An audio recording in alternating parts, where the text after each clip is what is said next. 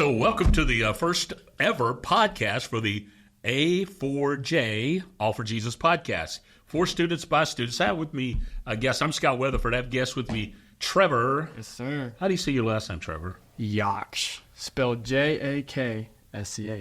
Oh, it's a nice Irish name you have Exactly, there. yeah. That's good. All right. Easy. Yeah. Trevor's, he's a young student of the Bible, but he's also one of our adult heroes in our student ministry. And so Trevor and I are going to talk about, actually over the next few weeks, we're going to talk about a lot of different things for students, by students, because we want to, help you with your hot topics. So we're going to, it sounds like hot tropics, but we're not going to go there. We're going to say hot topics. So Trev, today, you and I are going to talk about comparative religions. Ooh, that's a big topic. That is a big topic. Yeah, because you hear people say, "Well, it doesn't matter what you believe as long as you're sincere." Have you ever heard that? Oh yeah, I've heard that all the time. What do you think about that? You think that's a good statement? Absolutely not. I mean, especially nowadays, we live in a society where, as long as as long as you believe in something, that's okay. Because Christianity can be true while Islam can be true. That's what society tries to teach you and tries to tries to throw out there to you. Well, you hear this phrase, you have to live your truth. Exactly. Truth is a customizable meal like at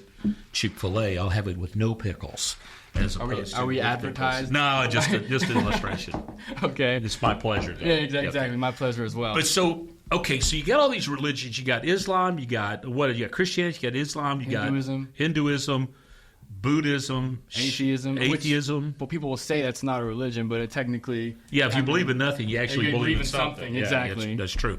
And so you got, you got voodoo. Like I've been to Haiti, where you can hear the voodoo drums at night, and it's just weird. That's scary. It's really... And then Santa Teresa, that's a rum from...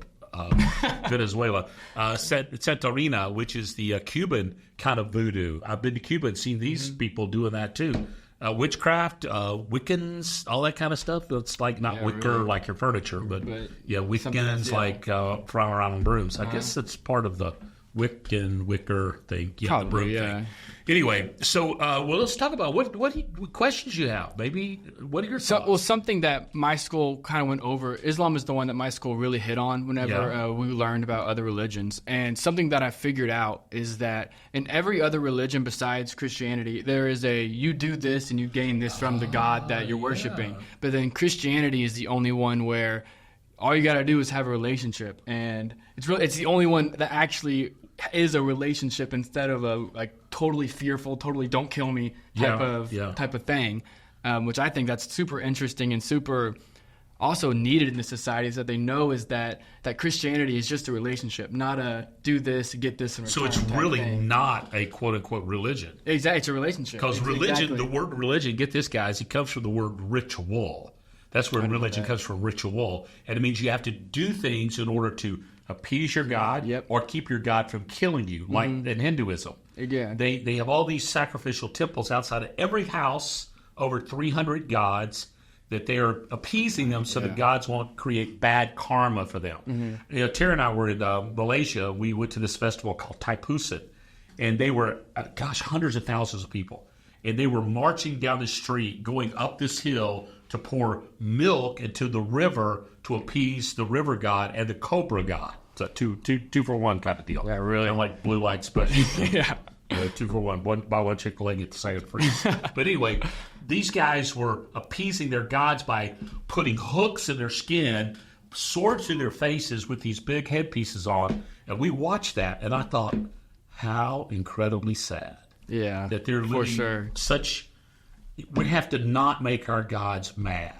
And I think what you said is really true, that Christianity is about a relationship with a living, loving God, not something you have to do to be right with God, but a God who's actually come to make us right with Him. And a God that wants to be there for you, a God that wants you to open up and wants you to, read the Bible, learn more about Him, and I just think that's so cool compared to the other ones. Islam has the 5 pillars of Islam or whatever. I don't know what they are, but that I know you got to pray at a certain time. You got to travel to Mecca, I think, at a certain time in your life. And with Christianity, read the Quran. Eat dietary laws. Yep. And with pork, little alcohol. With Christianity, you can pray whenever you want to about whatever you want to, and it's like totally freedom compared to the other Yeah, ones. Jesus said you'll know truth, and truth will make you free. Not your truth, but the truth. Exactly. Will make you free. So there's a lot of confusion out there. So maybe we could sum it up this way, and maybe this could lead to a discussion with you guys watching.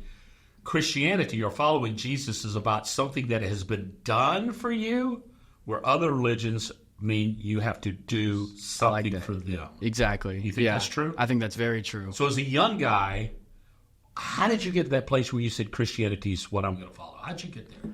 I mean, it took a while for me. I grew up in the church, and I feel like that's both a good thing and a bad thing, because you start taking on your parents' faith whenever you grow up in the church. And I mean, I grew up in the church and went to a Christian school, so it was kind of a double whammy. I never really escaped Christianity, you could say. The bubble, exactly. And so it took me a while to understand that what I was believing was not really my own faith, and it was more of just stories I've heard over and over and over again.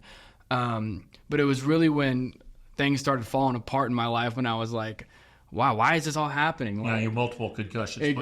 Concussions, broken knee, torn muscles, all this and that. And I felt like my foundation really started falling apart because it was built on sand. It was built on my parents' faith. And so when I built it on the rocks, you could say, when I started reading the Bible, when I started understanding what God was truly wanting me to do in my life, I felt like that relationship kind of clicked, and I started understanding who Jesus truly was. Not just he was some character in a story that died and then rose again 3 days later. That he was my God. He was, he was therefore he was my Savior. Yeah, he was on the cross because of what I've done in my life and what I will do in my life. But yeah, so that's kind of where I became to learn that Jesus is real and Christianity is true. So what you're saying to me is that this is personal, but it's lived out corporately. Exactly. Yes, sir. Okay. Well, I hope this helps. And Trevor will be back. We'll talk about something else like why do monkeys fly in the Wizard of Oz or something like that. That's a good one right there. So, hey, welcome to the first All For Jesus podcast, and we look forward to seeing you again soon, as we're going to be talking about another topic. I think the next topic is going to be about drugs and alcohol. Ooh, there we go. Yeah, that's a good one. So you'll look forward to that. Hey, hope this helps. Thanks for watching.